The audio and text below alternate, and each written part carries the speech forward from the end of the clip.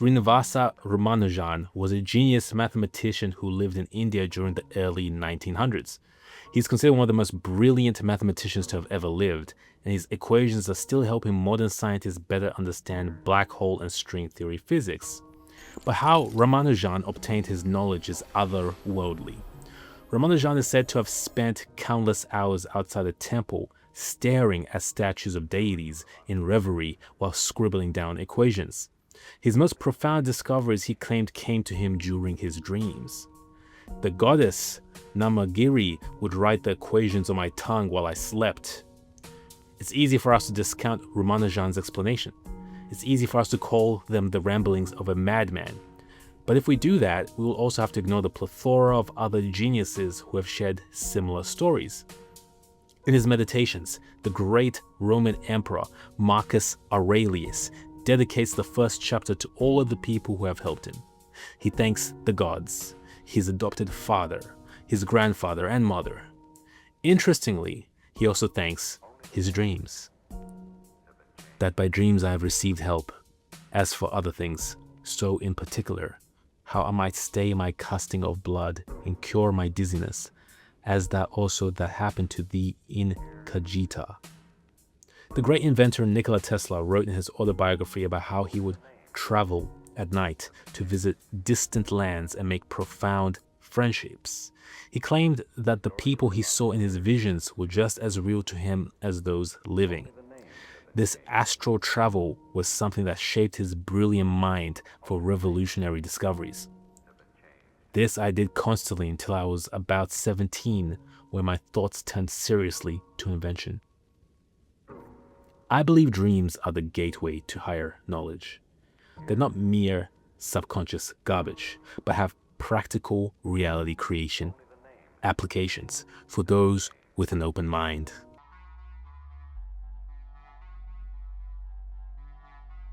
For years, I have been fascinated by the mysterious world of dreams. My interest exploded when I began to have a series of lucid dreams at the age of 19. For those who haven't experienced it, a lucid dream is a dream in which you become aware that you are dreaming. For most people, the excitement of this realization usually ends the experience, and they wake up.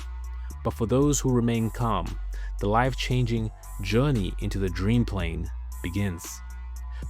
A sleep researcher called Stephen LaBerge, at that time working at Stanford University, conducted this ingenious experiment to scientifically verify the existence of lucid dreams. When you would be in a dream or a lucid dream, you could look to the left, right, left, and our actual eye movements behind closed eyelids in bed would also show the same kind of left, right movement. So Stephen thought, well, that's interesting and quite useful, because obviously we could instruct lucid dreamers as research subjects to make any kind of distinctive eye signal in their lucid dream, therefore verify that they are lucid and that the lucid dream is real.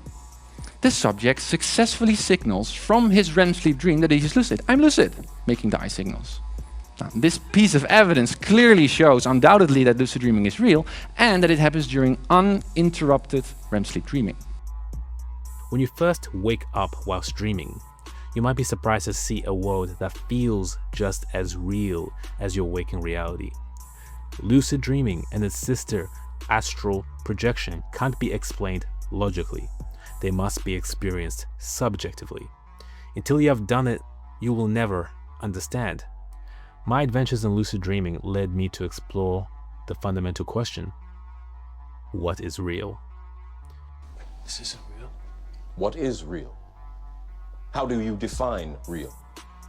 If you're talking about what you can feel, what you can smell, what you can taste and see, then real is simply electrical signals interpreted by your brain. For years, we have been taught dreams aren't real, and they are mere figments of imagination. This is a convenient excuse for scientists who to this day still don't understand the purpose of dreams or consciousness. If dreams are mere subconscious rubbish, then why do they feel so real once you gain lucidity? Vadim Zeland, the former physicist and popular esoteric writer, posed a good question in his book, Reality Transurfing. It is difficult even in a waking state to close your mind and mentally imagine pictures as naturally as one would see them in a dream. And so it is pointless to indulge in flimsy arguments that claim that the mind suddenly acquires the ability to perceive imagined images perfectly as soon as it switches off in the sleep state. Scientists might say that dreams appear real to consciousness because our brains are in the theta state, as opposed to the beta or alpha state of waking reality. Perhaps when the brain operates in these different modes, it might gain different abilities. This theory still doesn't explain one strange aspect of dreaming, the ability to obtain hidden knowledge unavailable to the conscious mind. This occult knowledge, which sometimes comes in the form of precognition, can be experienced by anyone with the patience to investigate.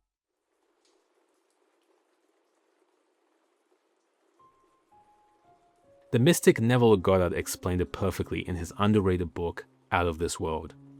Neville proposed that there must be a higher reality in which this world is but a shadow. To begin with, we must understand the meaning of the word dimension. A dimension is a way in which something can be measured. Common dimensions are length, width, and breadth.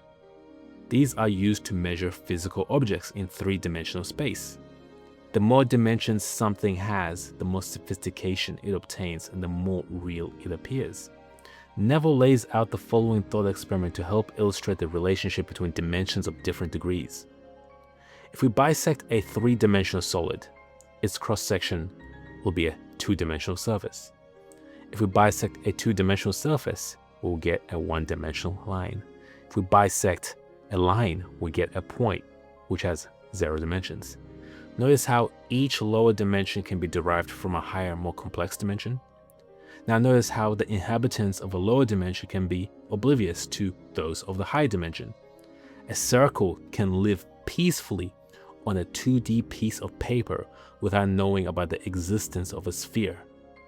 According to Neville, there must be a fourth dimensional reality more fundamental than our third dimensional reality. A higher dimension which influences our lower one in ways we can't understand whilst inhabiting the physical domain. To Neville, this higher dimension can be experienced through imagination and dreaming.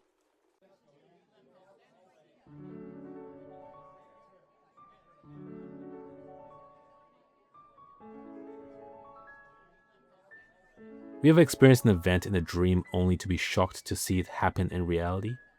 But tons of people had these dreams about 9/11. I mean, a painter and this is a painter who lived outside of London. On September 11th, 1996, he had a dream about two towers crumbling in New York. Where he would have the dream and he would paint it. He was an artist, and so he would actually paint his dreams in watercolor. And then he would go to his local Barclays bank, where they had a clock, like they had a clock with the date, you know? And so he would have himself photographed at his bank under the clock, showing the date, just to prove, you know, to put a date stamp on these dreams, okay? He did this? Yeah. In 1996, he took the picture? Yeah, you can see the picture. This was one of the most frightening dreams I think I've ever had. It was two enormous towers. Suddenly the whole place was actually shaking. I suggested the head of the Statue of Liberty over here. The noise was indescribable. And again, as in the first dream, it was the noise of these buildings literally crashing down on themselves that actually woke me up. They were shaking so violently. This precognition from dreams is more common than you would imagine. I believe dreams are behind the unsettling feeling of déjà vu. The connection between dreams and waking events can range from very weak to spooky accuracy. I once had a dream of an eagle grabbing me with his talons and lifting me into a tree. The next day, whilst watching a movie, I saw a scene in which an eagle picked up a dog and took it up into a tree. Many people consider this a coincidence, and perhaps it was. But when you develop the daily habit of journaling your dreams, the coincidence theory quickly flies out the door. When you journal your dreams, you tell your subconscious mind that they are worth remembering. You deconstruct this notion that dreams are pointless or meaningless. There is no gift given to man from God which is pointless. Everything has its purpose, even if we don't understand it. Soon you'll remember most of your dreams and can track the connection between your waking life and dreams.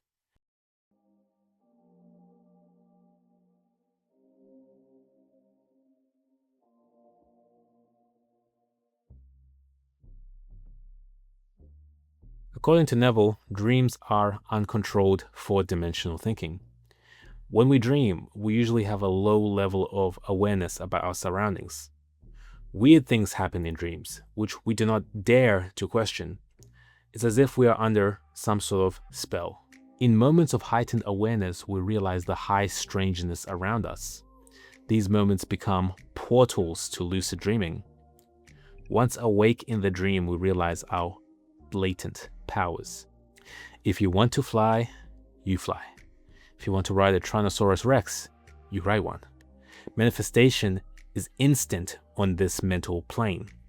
It is during this state that you have the power to think fourth dimensionally and influence the events you will experience in the physical world. What we experience in dreams gets experienced in life not as a carbon copy of the exact sequence, but as a rearrangement of elements. For example, I once had a dream in which I met the entrepreneur influencer Manny Koshpin. When I woke up the next day, I checked my Instagram account, and it was followed by a fake profile of guess who? Someone impersonating Manny Koshpin. Dreams often hint at what we will experience, but how you will experience it in the physical world is beyond your control. So to influence reality in your favor, Neville suggests you create a scenario that you will witness upon successfully realizing your ideal. For example, suppose you desired promotion in office. Being congratulated would be an event you would encounter following the fulfillment of your desire. Maybe you want to lose weight. Stepping on the scale and seeing your goal weight might be something you would experience upon reaching the goal. The scenario can be created within a lucid dream for more potency, but it can also be done in a state akin to sleep, also known as SATS. Scientists call this the hypnagogic state, a period of restfulness when the body is immobilized and visualizations become more vivid, whilst the mind remains alert. Mentally feel yourself into the event as if you are experiencing it in real life. Don't see it from the third person view, detached and distant, but from the first person, close and personal. Make the event short so you can maintain your concentration and repeat it until you fall asleep. If you're doing it within a lucid dream, keep repeating it while you maintain your lucidity. Upon waking up, live your life as normal. Do what you feel intuitively drawn to do, and soon you'll be surprised when you re-encounter what you saw fourth dimensionally in the physical world. Do this, and I promise you will be one step closer to living and dying well.